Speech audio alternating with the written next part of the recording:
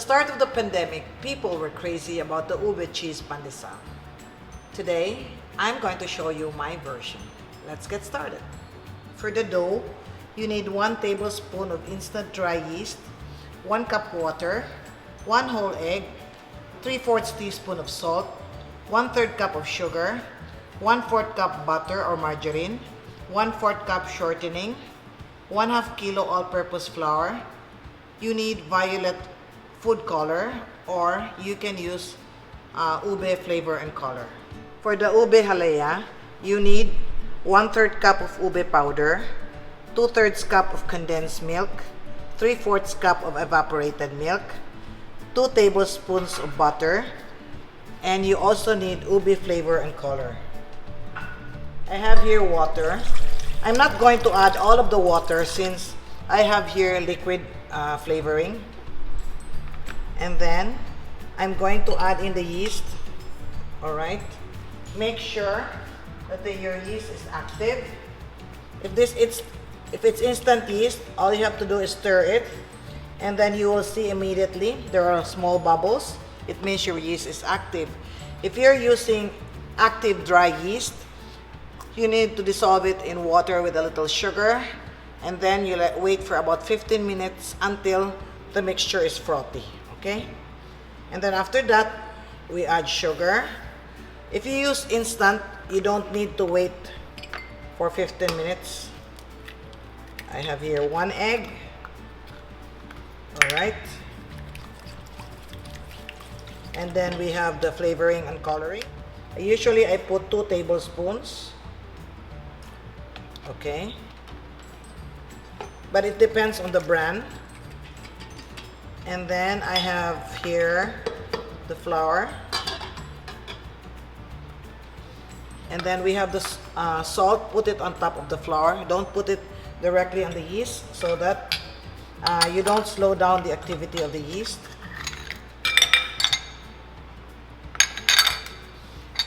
I only add coloring if the flavoring does not produce the color that I want. Okay? Just in case you don't have flavoring, just add the color because we are going to put ube halaya. I still have a little water here. I'll just add it gradually. You wait until the dough picks up the flour. That will take about 1 to 2 minutes. Yeah, I guess I can add all of this. I think I have enough color, so I will not add the powder anymore. All right, you can see here that the dough has picked up all the flour. All right, so we will mix this for about 4 to 5 minutes, and then we add in the butter and the shortening. That is the proper way. But if you're in a hurry or you're afraid you will forget, you can add the butter and the shortening right now.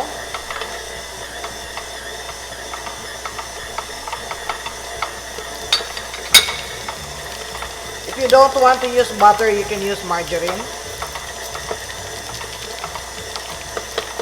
For the filling, you mix together ube powder. Okay, this ube powder is dehydrated ube. This is not ube flavoring. And then you have milk. If you want to use fresh ube, you replace the ube powder with 1 cup of boiled and mashed ube. The fresh ube may taste better. However, they will also get moldy faster. And then we have condensed milk. Then we add the butter last, okay?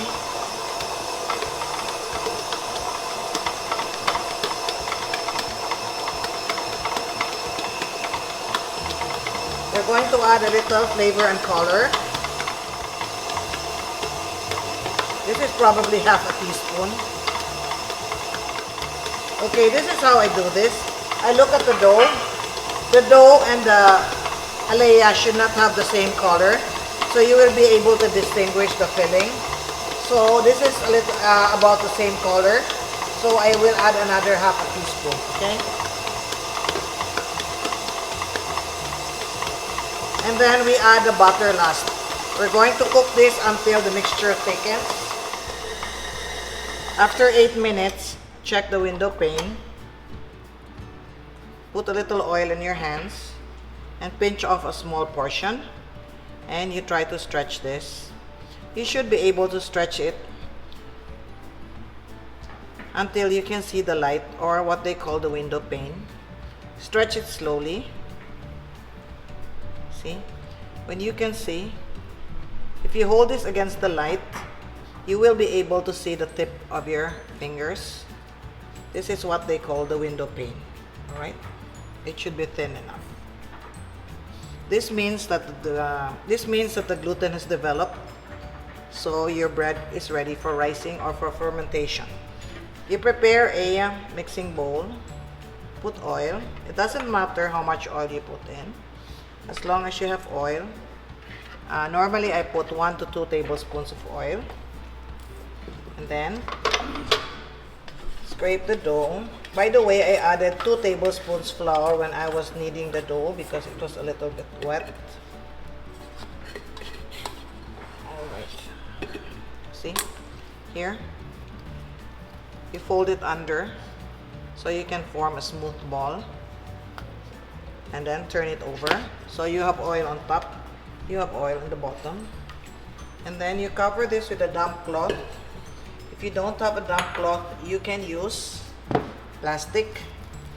If you don't have plastic, you cover it with a tray or something that will not allow the air to get in, so that the dough will not form a skin.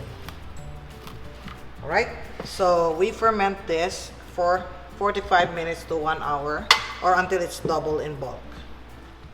Here, it has thickened already, so we add in the butter. And then we turn off the heat, okay? And then we cool this. We're going to use this for the Ube cheese pandesal. You might not be able to use all of it. Whatever extra, you can put it in the refrigerator or in the freezer. Don't keep it at room temperature because this one has no preservative. Okay? Here, this is now double. Remember when we started? Okay. So, you punch out the dough, or you take out the excess air. You can just do it this way, and then we divide them into portions. I'm thinking I'll make 50-gram portions, but you can make 60, 70, whatever you like, okay? These are 50-gram portions. Some are 52, but that's okay. Doesn't have to be, exactly 50. You form it into a smooth ball. You can do this. Tuck it in like this. Again. Here. This is the smooth side. Okay. Or you can do this. You cup your hand and then press it against the table until you get a smooth ball. This. Another way is to do this. You put your thumb like this, and then every time you fold, you take out your thumb. Okay. And then you get a smooth ball. Okay. Or like this. Here, look. It's like this. And then look, you tuck it in. What's important is you have a smooth side, alright? So whatever method you use for making it smooth is okay. After you roll this out into smooth balls, you wait for about 5 minutes, which we call bench rest. If you work slow, cover this with plastic so you don't form a skin. Then you fill this with ube halaya. And then you put cheese. Okay, this is cheddar cheese. This will not melt when you bake, okay? If you want the cheese that melts, get a melting cheese, okay? Then close. Make sure you close this very well, okay? And then another one. You can use a rolling pin or you can just spread this out.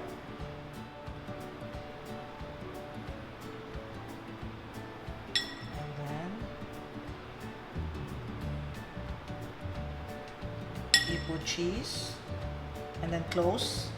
Make sure it does not touch the halea so that you can close it. Okay? I forgot to mention earlier. Okay? This one, every time you fill, always top side down because this side is smooth. Okay?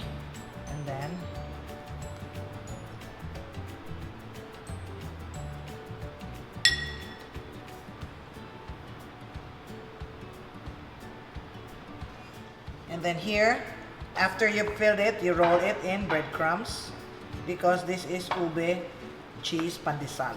Shake off the excess. Always open seam side down, okay, on the tray. If you don't have a silicone mat or a baking mat, please put oil, shortening, or parchment paper. So don't forget, shake off the excess. Seam side, you know, the side where you close it should be down. See, this is the seam.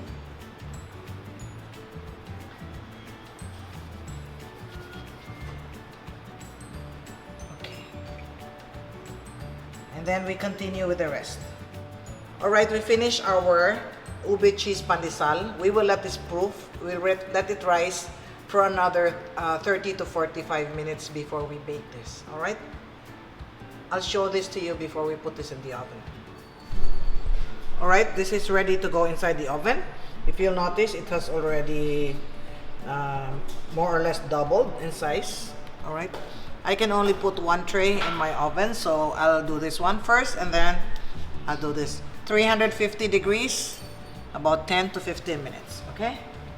I have many recipes to share with you. If you're interested, please like, share, subscribe, and click the notification bell so you can be alerted when a new video is uploaded. This one is after 12 minutes. I think this is ready. Okay?